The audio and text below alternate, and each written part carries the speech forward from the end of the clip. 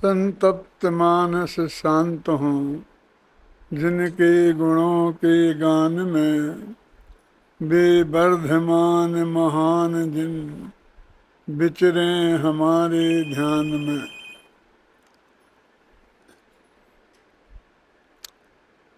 आज के जो विषय हैं वो मोक्षमार्ग प्रकाशक के 7वें अध्याय पर ही लगभग सब आधारित हैं और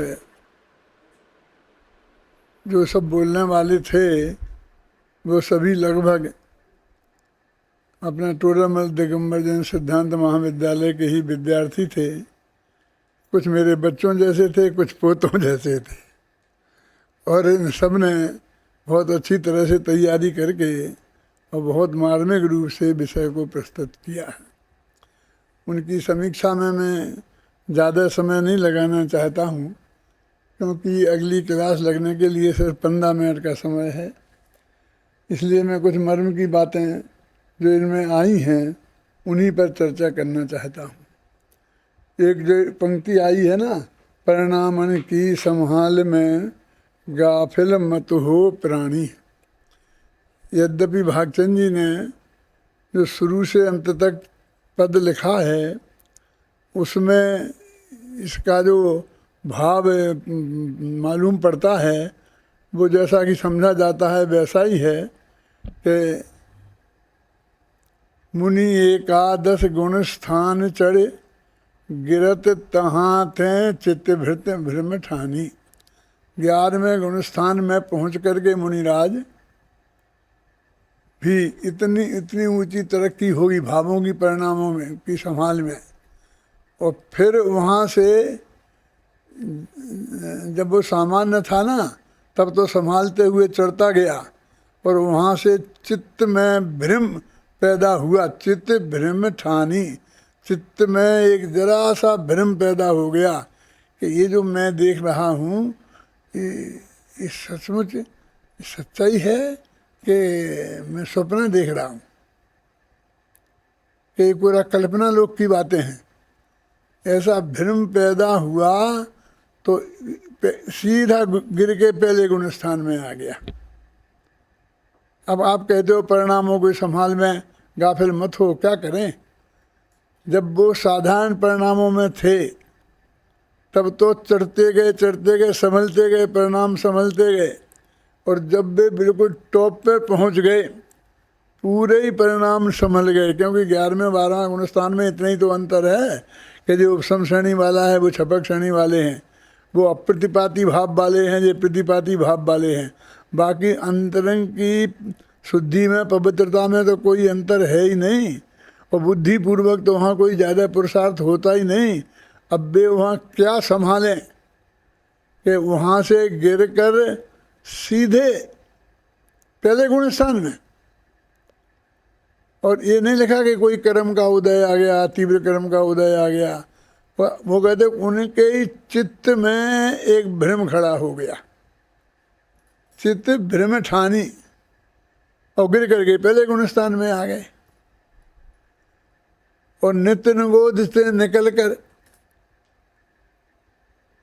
नर पर्याय पाए सुखदानी, बीच में एक लटकी पर्याय और हुई थी, उसकी उपेक्षा करके उनने सीधा नर पर्याय बता दिया। ऐसा होता नहीं है, एक आध पर्याय बीच में होती है। तो वो जो पर्याय हुई थी लटकी, उससे फिर भरत चक्रवर्ती के पुत्र हो गए और जाके भगवान के सम्मोषण में पहला वाक्य बोला तो यही बोला, मुझे दीक्षा दे दो।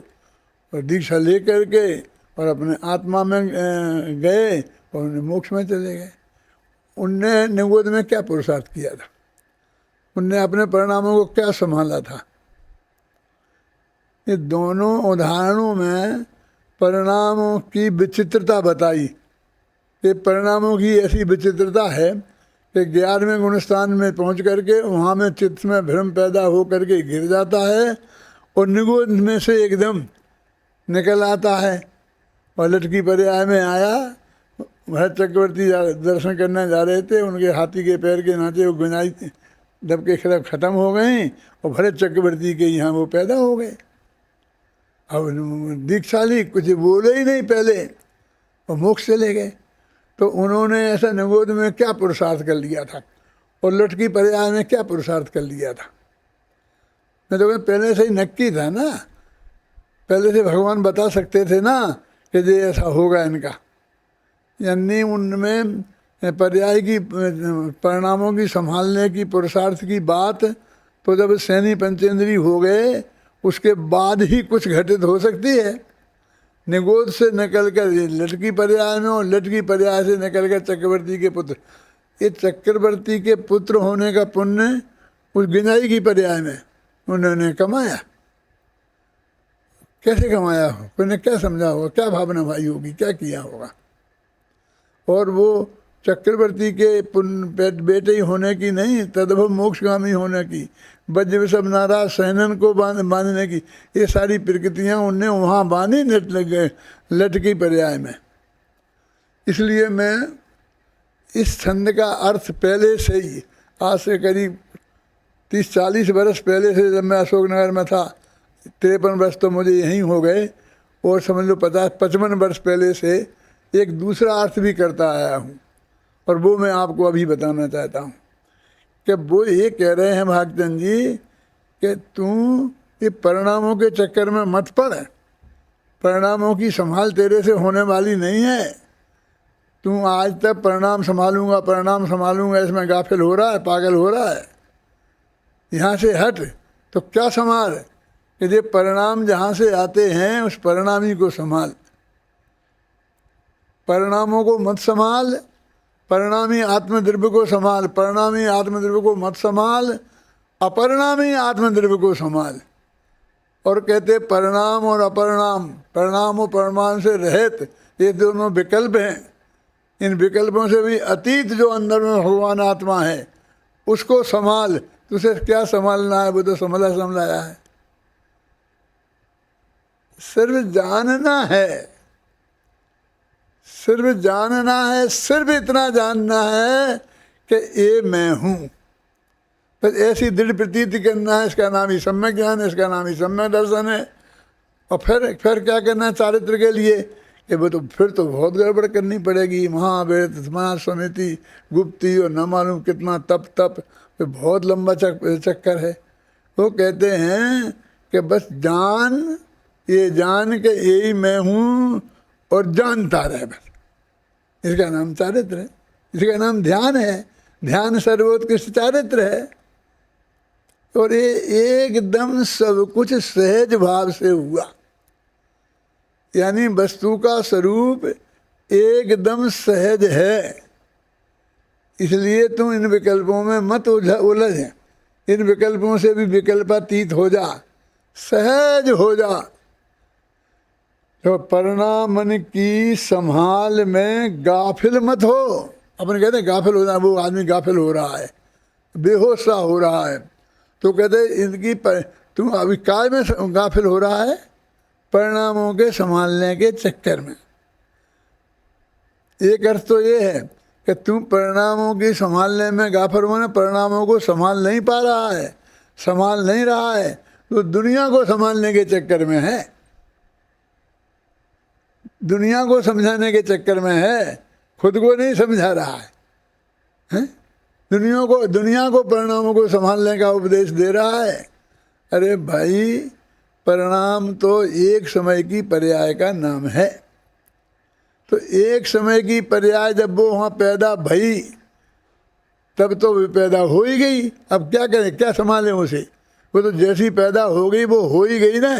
और एक समय पहले हमें पता नहीं था तो हम कहते क्या होने वाला है, तो क्या संभालते। अब वो जब हो ही गई और अगले समय में हम संभालेंगे तब तक तो वो नष्ट हो जाने वाली है।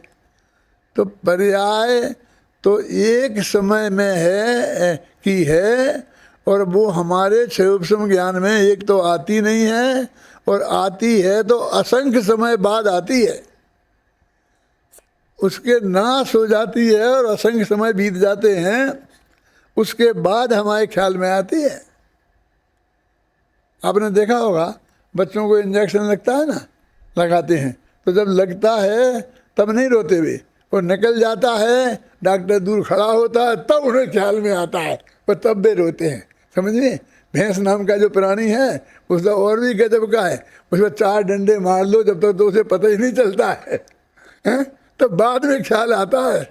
इसलिए यदि यदि भैंस का पैर तुम्हारे पैर पे पड़ जाए और तुम डंडे मार मार के उसे हटवाना चाहो तो जब तो तुम्हारा पैर पूरा कुचल जाएगा, क्योंकि उसकी 2-4 डंडे मारो जब तक तो उसकी समझ में नहीं आता कि क्या हो रहा है, क्यों मुझे मारा जा रहा है, हैं? वो और मजबूती से देखती है वहाँ तो और मजबूती से पैर तुम्हारे पैर पर वो जम जाता है।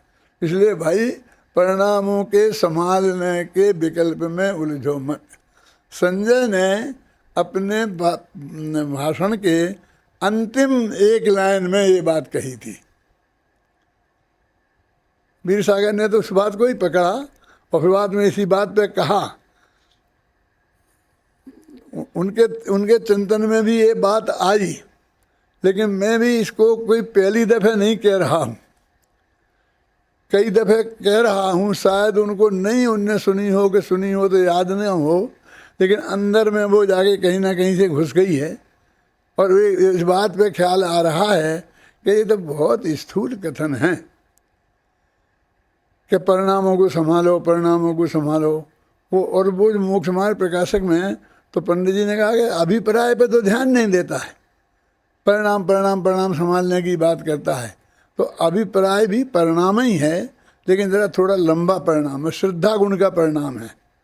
समझे ना, कि जिसमें हमारा एक निर्णय हो गया है, और श्रद्धा गुण तो बहुत आलसी प्रकृति का गुण है, वो आसानी से पलटता नहीं है। भैंस से भी ज़्यादा खराब स्वभाव है उसका, वो अंदर जमी रहता है, जमा रहता है, जिसमें देह में अपनापन है तो है, और जब एक पलटा मारता है तो पलट जाता है, तो फिर जम जाता है जिसमें वो भी जमा रहता है वहाँ। ऐसे पल पल में झट बड़ी नहीं होती है। और वो है, ये सारे परिणाम सुनिश्चित हैं, ये सर्वज्ञता के स्वरूप ऐसे हमारी बात ख्याल में आती है। मैंने तो आज सुबह के व्याख्यान में कहा था कि हमको सर्वज्ञता और वीतरागता पर एक गोष्ठी करनी चाहिए।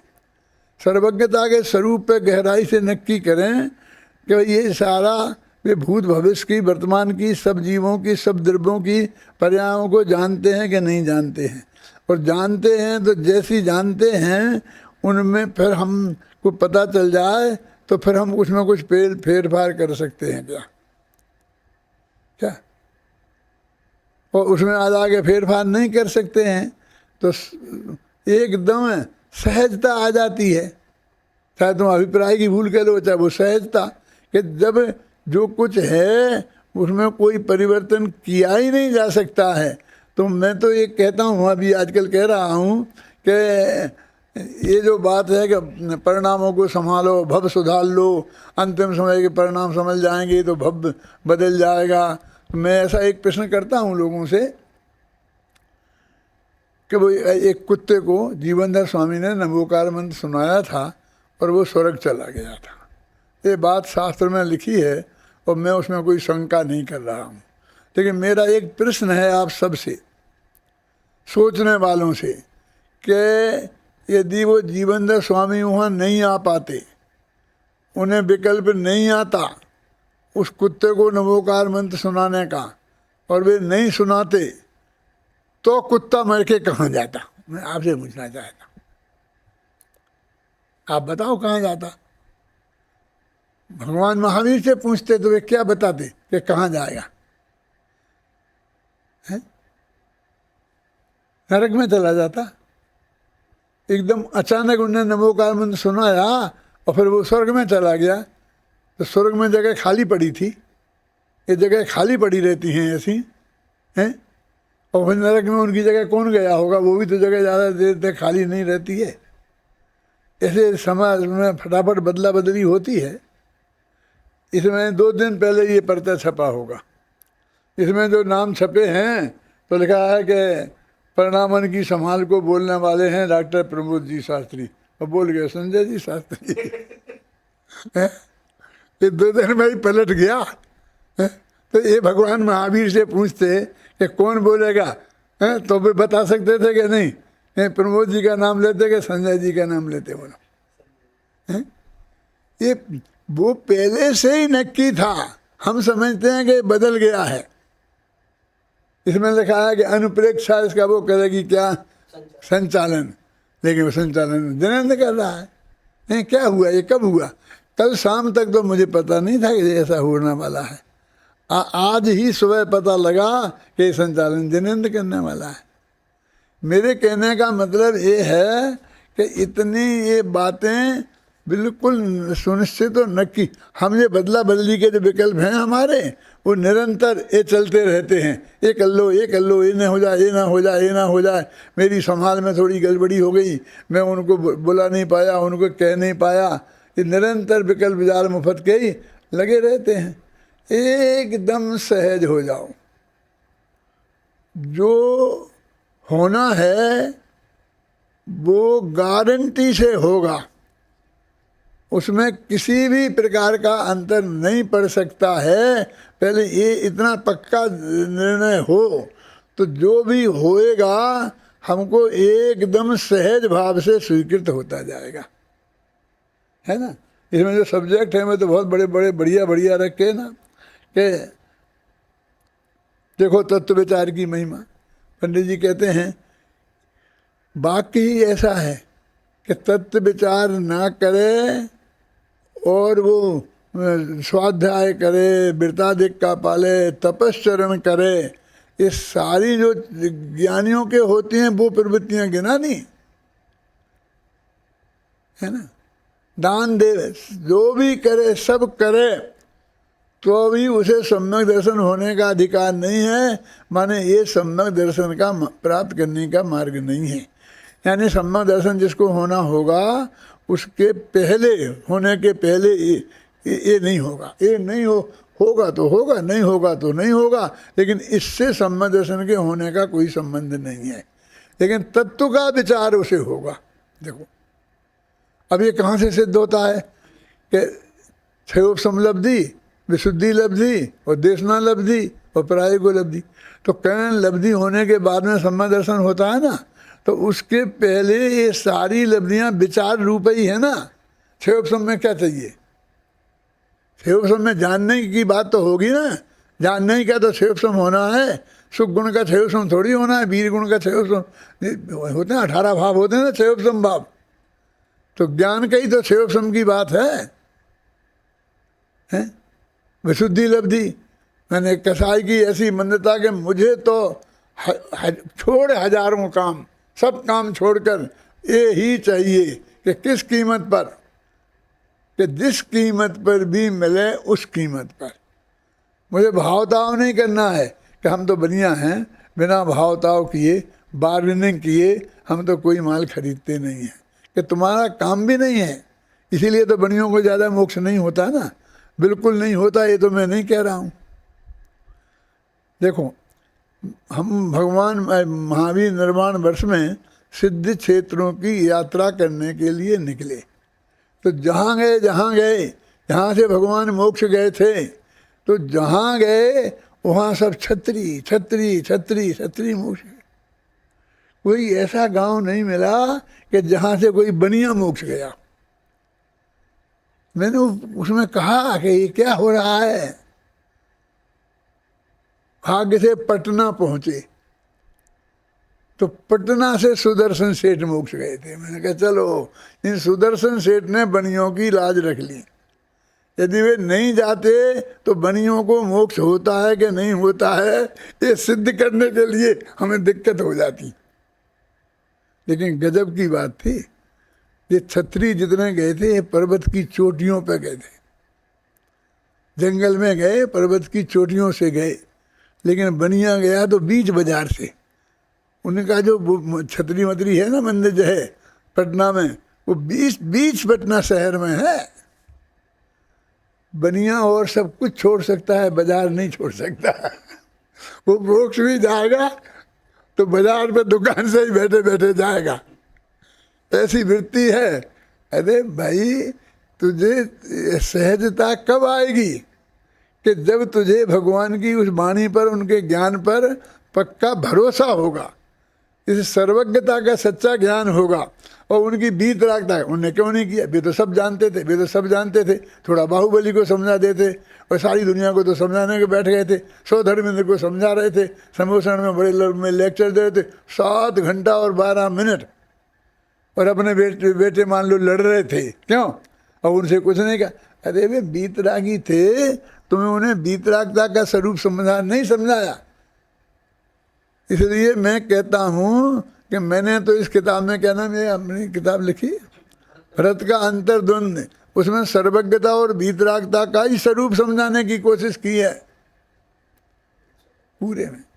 वो उसने पीयूष ने निकाले थे कि 500 करीब 50 छंद हैं, तो 185 छंद तो अकेले भगवान की भक्ति के हैं।